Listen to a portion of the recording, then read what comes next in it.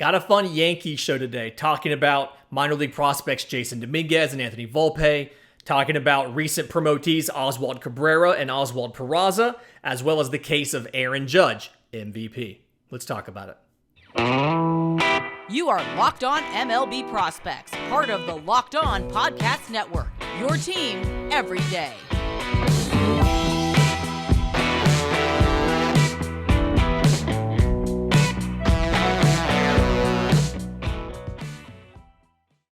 It is a Locked On MLB crossover with Lindsey Crosby, host of Locked On MLB Prospects, and Stacey Gotsulias, host of Locked On Yankees. And Stace, I have to apologize to all of your listeners. Last time I was on your show, I talked a little shade about Jasson Dominguez, and I think I owe him an apology. Has anybody complained to you about that yet? No, surprisingly, no. No one has complained about that yet, which I'm surprised about that because Yankee fans like to stick it to people who are wrong about things. Yeah, we talked right before the trade deadline, and I had some words for Jasson Dominguez. I think that I talked about him probably not being as good as we thought he was going to be, and in his defense, when you're compared to Bo Jackson and Mickey Mantle, it's kind of unrealistic expectations. But since he was promoted to High A Hudson Valley, he's practically become a completely different player. He's turned it around in just about every single facet. And so I'm eating the crow. I'm coming on your show and I'm saying Jasson Dominguez, while he's not going to be Mickey Mantle, Jasson Dominguez looks like he's going to be a very good big leaguer. So I think I was wrong in writing him off so early. I'm glad that you disagreed with me and you argued in the episode that you should not have traded him at the trade deadline. Right. Yeah. So he spent 75 games in low A Tampa, and that's where I was looking at him, and that's where I had the critiques. Okay. 265, 373, 440 was the slash line. 9 home runs, 89 strikeouts to 46 walks. It was a 27% strikeout rate. Okay. He spent 40 games with High A Hudson Valley, ended up being the South Atlantic League Player of the Week to end the season. But 306, 397, 510, 6 home runs, 34 strikeouts to 23 walks. So dropped his strikeout rate to 18%. And looking at a lot of what he did, he fixed literally almost every single facet of his game. His defense got significantly better. That was something where he was seen as having double plus speed. When we saw him last year, he looked like he had slowed down a little too much. His speed is starting to show again in the outfield and on the base paths. He was under 200 batting average as a righty last year, to the point where some of us were asking, should he just drop switch hitting altogether? Mm-hmm. He's back, significantly above that. Brought that up a lot. His reads and his reactions to the ball in center field are very good. The routes are a work in progress, but defensively, he looks back to normal. I think the big thing that I noticed from talking to people in the organization, people who cover the South Atlantic League a little closer than I do, is the maturity has really been what's come around for him. He even admitted that he understands working out of a slump now versus making excuses and finding reasons to explain away what is going on and why it's not your fault. Right. And I think that that's something that takes a long time for a lot of players to learn. Some of them never do. And for him to figure it out at age 19 years old, you guys have to be excited about the future possibilities of a Jasson Dominguez. Definitely. And you hit the nail on the head there with the things that he's fixed, the things that he's improved on, and the maturity at the young age. That's what you want in a player. And you want someone to be accountable instead of making excuses for themselves, because you see the guys doing that in the majors, and it's just like, no, you don't want to see that. So I'm glad they didn't trade him. Glad that people didn't give up on him. Because, we've known this throughout history of baseball. You never know what's going to happen with these prospects. And, going back to the age 19, I think that's too young to give up on someone. And I like that he's heading in the right direction. It's very positive. It's nice. Yeah, and I love what they did with him as far as so they're one of the organizations, and the Yankees are one of the organizations that have reimagined the September call up. Back in the good old days, you'll remember the roster expanded to 40 guys, and you called up everybody, and they're all sitting on the big league bench. And since they've changed that now, and you only get a max of 28, like one position player and one pitcher. What a lot of teams have done, and Jasson Dominguez was the guy for the Yankees, is they're taking their lower level prospects and promoting them up for the final week of the season. So Jasson actually got 5 games with Double-A Somerset at the very end of the season. Now, slash line wasn't great, 105, 227, 368. It's a 5-game sample. The jump to Double-A is the toughest jump short of entering the big leagues. So I get it, but he hit a home run, he hit a triple, he stole a base, had a lot of things that can set you up for success and kind of give him an idea of this is what I need to work on going into the offseason. This is what I need to focus on. But look, like I got 5 games, I hit a home run, I stole a base, I hit a triple. Like I can do it at this level and kind of priming the pump for next year. And I think it's a really cool thing that the Yankees have done that. Yeah, yeah. I actually had mentioned his first game because we were also keeping track of Harrison Bader because he was rehabbing with Somerset. Mm-hmm. And I saw that both Dominguez and Hardman went 0 for 5 in that one game. It was 11 innings. It was when the Yankees were playing the Red Sox. Somerset was playing the Red Sox affiliate, and it was a very similar type of situation. And I told Yankee fans to, it's fine that Dominguez went 0 for 5. It's a jump going from A to double. It's all good. So yeah, and it's small sample size, but I'm glad he got the exposure and just the information that the team is going to be able to take from that 5-game sample is going to set him up for the offseason as far as figuring out what he needs to work on, in the cage, what he needs to work on in the field and all of that. So I love it. Another guy that got a little bit longer, but a brief look at the next level was Anthony Volpe. So he was sent up to Scranton Wilkes-Barre for the final 2 weeks of the season. 254, 323, 407, hit 2 home runs, stole 4 bases. And so you've got, and I'm going to get to them in the next segment, but you've got Cabrera and Peraza up now. You've got Volpe, had a taste of AAA. I'm really excited to see what all of these guys are doing, and then specifically to see where Anthony Volpe is going to end up. It's something where he can play short. I think Oswald Peraza is already there and may or may not be the shortstop. And this is a whole conversation for the next segment. But what are Yankees fans saying there about Anthony Volpe? Like, what are they thinking he's going to end up being, or where is he going to end up in their minds? I think they're hoping between Peraza and Volpe that they'll have a double play combo for like years to come. I don't know where that puts Gleyber, of course. And Gleyber Torres is making a case for himself because he's really picked things up in the last couple of weeks. Has another RBI tonight, and he's really picking things up and making the Yankees have kind of a difficult choice here because, I think the Yankees were kind of hoping that they would just be able to kind of slot Volpe and Peraza in at some point, and maybe not as quickly as they're maybe heading toward, because it looks like it's going to be a lot quicker for those two to be with the Yankees. But yeah, Yankee fans are excited that they didn't give up on any of those guys during the trade deadline, that some of the trades they got done, not that they've worked out that well, but they didn't have to give up that much to get the guys. So yeah, Yankee fans are excited that these top prospects are still around and doing well. Can Gleyber Torres, you think he can play third? Because I'm thinking about Anthony Volpe, and I don't necessarily know if his arm is strong enough to put him at third reliably. You usually want somebody, I'd give his arm a fringe to an average, so a little bit below where you want it to be at third. Is Gleyber Torres a candidate to play third base? Maybe? I don't know. I don't know how. That's the tough part, is you've got 3 guys for 2 spots, I feel like, because nobody really wants to take third. I think Peraza could do it.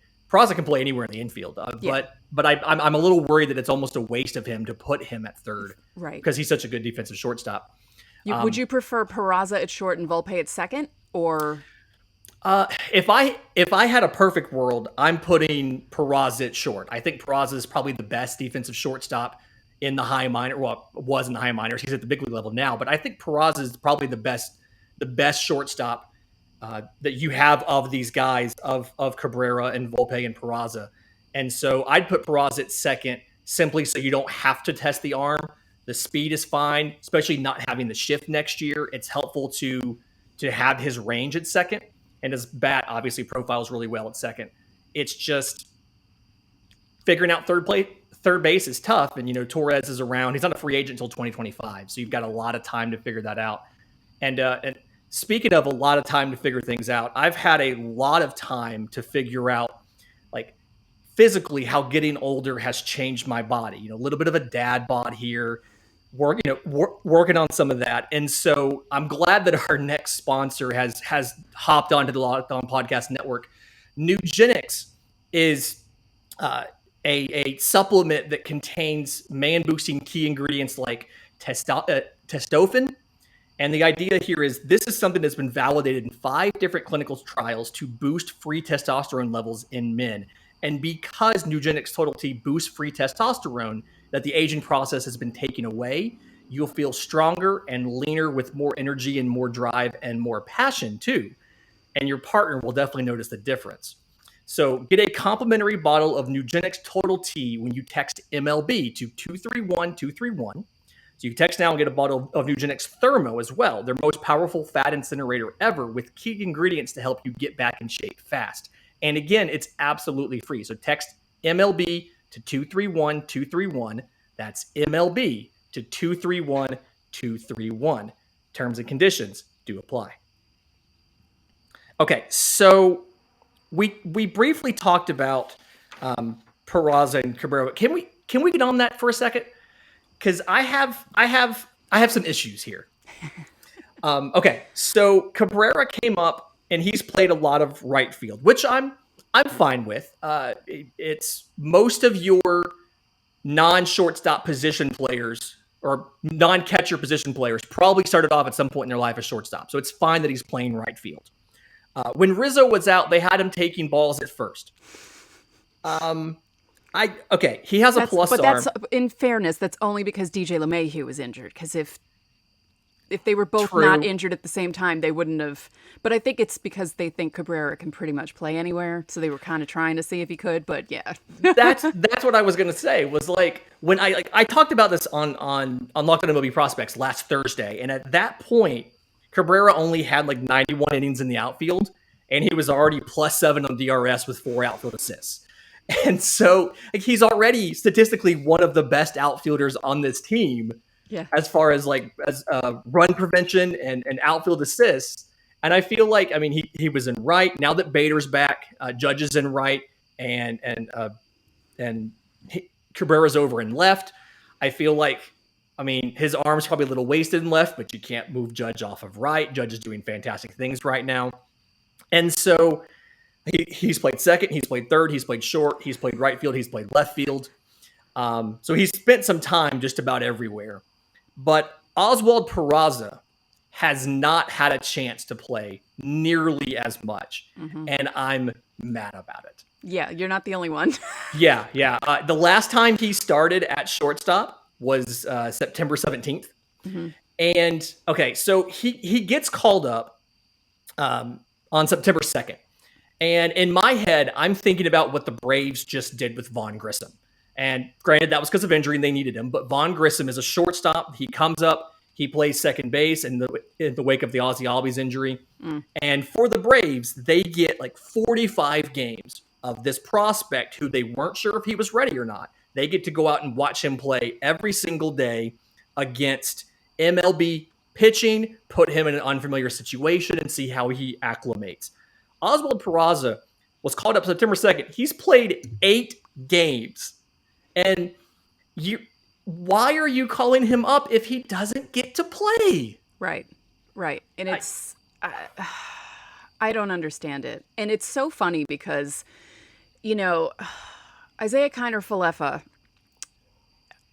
I don't dislike him as much as other Yankee fans do. He drives me crazy because, he'll throw the ball from short to first and he double pumps nearly every single time he does it. And he makes some bonehead plays. And there are some plays that he was saved on where the scorer kind of bailed his butt out. And Aaron Boone will constantly say things like, well, he's one of the best defensive shortstops in Major League Baseball. And everyone listening to the post game with a brain is like, that's not exactly true. And I don't know why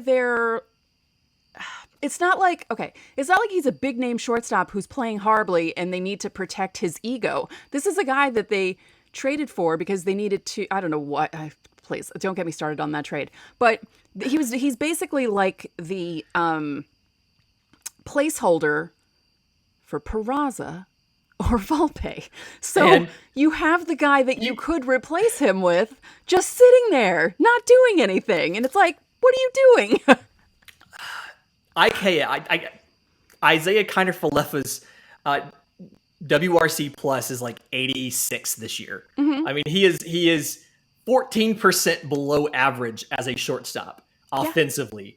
Yeah. And then defensively, I mean, you said it, he's not as good as Peraza. And maybe I'm missing something. Maybe he has fantastic chemistry in the clubhouse and everybody loves him and he's the emotional center of the team. Am I missing that? Do I just not see that when I watch on TV? Yeah, I don't know what it is. He'll occasionally have like a game tying hit. Mm-hmm. He'll move the runners over in a big way, like every once in a while. But like he always seems to, and it's that stupid he's clutch thing. But it's like, yeah, but the moments when he's not clutch, he's not that great. Like, it's every once in a while he's clutch, but it doesn't make up for the fact that he's not clutch, 80% of the time. I don't understand it. It's why call him up if you're not going to do anything with him? He's just wasting his time here. Because even last night he was put into the game, or Tuesday night, he was put into the game to pinch run for Donaldson. Mm-hmm. And, yay, he ran around the bases when Stanton hit the grand slam. And sure, it's exciting that they won and everything, but that's all he did in the game. And it's such a waste of his talent. I feel bad for him. And service time. It's a waste of his service time. Okay, I'll give you this. I went to Fangraphs and pulled the win probability for Kiner-Falefa.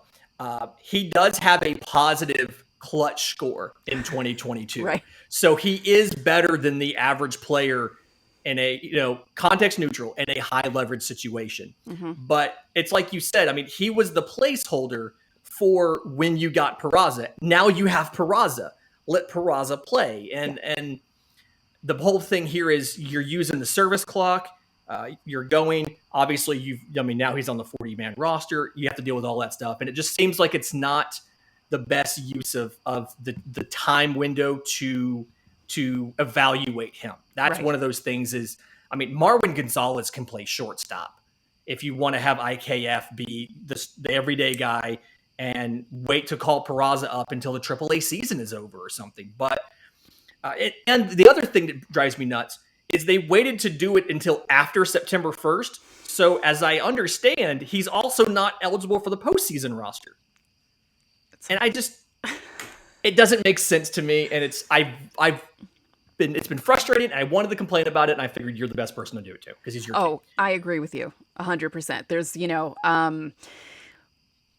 there are a few people who, even when he was first called up, it's like, why is he here if you're not going to put him in the lineup? Like, everyone was so excited. Oh my God, Peraza's being called up. And then he wasn't even in the first game. And it was like, why is he here? Like, what are you doing? So he played 8 times. He's played 8 times in the month of September. And it's the 22nd is when this is going out. What are you doing?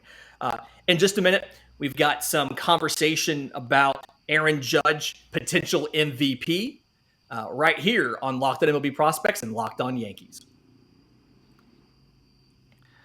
All right, and we're back.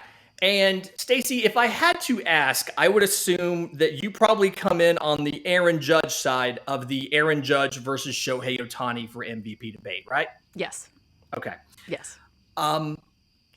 What's it been like covering a historic season like Aaron Judge? I mean, he's got 60, 61 home runs, something like that. We're recording in the middle of the Yankees game. He literally could hit one at any time. Yeah. But over 60 home runs, he's chasing a team record. He's chasing an MLB record.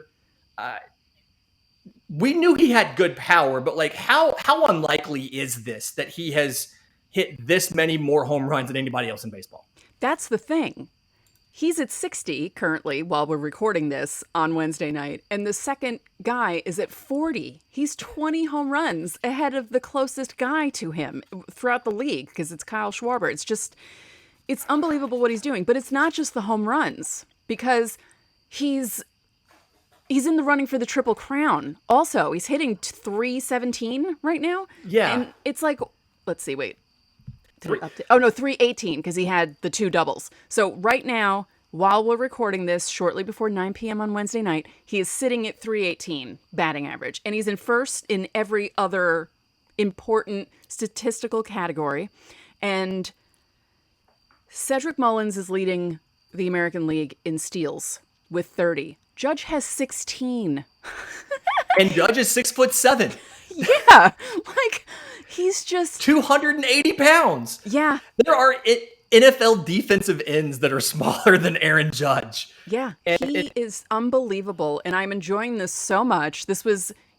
We expected Judge to have a crazy season once the contract stuff was going on. I was like, oh, this is going to be one of those years when guys go off because of the money situation. But no one was expecting this. This is otherworldly. Plus, the balls aren't juiced, and other people aren't hitting as much home runs, or as many home runs. I do know how to speak English, as he is, and it's just unbelievable. Really, it's amazing. So it was 7 years, $213.5 million, I think. If he is the winner or the first runner-up for the MVP, and if he is there in contention for Triple Crown at the very end of the season, I mean, while playing center field for 70-something games at 280 pounds. Yeah. Is that contract going to break $300 million? Like, how big is this deal going to be? Are we talking 6 years, $300 million? What does this look like? Yeah. I'm not really good with the money stuff, but with the way he's playing, I think it has to break $300 million. You know, I know the years aren't going to be there because he's on the wrong side of 30. He just turned 30 in April. But I think it's going to have to cross the 300 million threshold. And it's going to be really interesting to see what other teams do or what they want to try and do to lure him out of New York if Hal doesn't back up the Brinks truck. But Tyler Glasnow was on Chris Rose's show earlier in the week or over the weekend. And he basically was like, the Yankees need to back up the Brinks truck. He's like, just give him a blank check. Like, what are they doing? Like, don't even delay this. Just do it. You can't let them leave. Yeah. And I mean, honestly, Jasson Dominguez is far enough away from the majors where you don't have a guy that just automatically slots in off the farm system to take the defensive place of Aaron Judge, never mind replace 60 home runs and a 318 batting average. Right. You know, you've got guys in the system. I mean, you've got like an Everson Pereira, stuff like that, who is, you know, on the 40-man roster, but nobody that is Aaron Judge level. And I will say this, as somebody who covers the MLB draft, every incredibly tall person who plays baseball, Spencer Jones is in your system right now, owes a small debt of gratitude to Aaron Judge for showing that you can do this at 6'7" and you can be put together and you can play baseball. O'Neal Cruz. O'Neal Cruz at 6'7" is a shortstop. He's the tallest shortstop that's ever played full time. Spencer Jones, 6'7". You guys drafted him, and I feel like we've seen more acceptance of the incredibly tall players since Aaron Judge came around and did what he's doing. That being said, if anybody tells you Spencer Jones is a baby Aaron Judge, he's about 60 pounds lighter. So it's the only reason they think they're the same is because they're both 6'7". Aaron Jones is an absolute freak. Nobody can do what Aaron Judge does, just like nobody can do what Shohei Ohtani does. I don't envy anybody with an MVP vote. But if you don't tell the Angels guys, I'll admit on here that I think Aaron Judge probably deserves it for hitting 60-plus home runs in a non-juiced ball year. Well, and also, he's helping his team make the playoffs, or stay in the hunt for the AL East. I mean, there were games where he picked up the pitchers, picked up the rest of his offense. No offense to Ohtani and Trout, but this is 8 straight years of the Angels not making the playoffs, and it's not their fault. It's Artie Moreno's fault for running that team into the ground and not being able to put a roster together when you have 2 of the best players to literally ever play the game of baseball, and you're wasting them. That drives me crazy. I know I'm a Yankee fan, but baseball, No, you're right. baseball needs Shohei Ohtani and Mike Trout to be on national TV, and the only time you get to see them is during the All-Star game. Yep. It's ridiculous. It's going to take the Angels competing on a regular basis to get them. And by the time that happens, Shohei Ohtani might not be there. Right. Aaron Judge is a free agent this year. Ohtani's a free agent next year. And so no idea what's going to happen. Stacey, if Locked On MLB Prospects listeners want to follow the Yankees, follow you as you watch this chase for the Roger Maris record and everything, how can they find your show, find you, and follow you? You can find the show on YouTube at Locked On Yankees, on every podcasting platform available. You can find us on Twitter at Locked On Yankees, and it's all one word. There's no weird underscores or anything like that. And if you want to follow me, I'm on Twitter at StaceGots, StaceGots, because my full name is too long. And for Locked On Yankees listeners, I'm on Twitter at Crosby Baseball. My show, Locked On MLB Prospects, is available wherever you get your podcasts and on YouTube. And if you have questions for us for the show, every Monday is a Mailbag Monday. We take exclusively questions from listeners of the show. You can send them to me or the show on Twitter, or you can email us, lockedonmlbprospects@gmail.com. Stacey, thank you for letting me give my mea culpa on Jasson Dominguez. And I hope that you get a Triple Crown and a home run title and an MVP out of this season, and hopefully a deep playoff run. Thank you. I would love that too.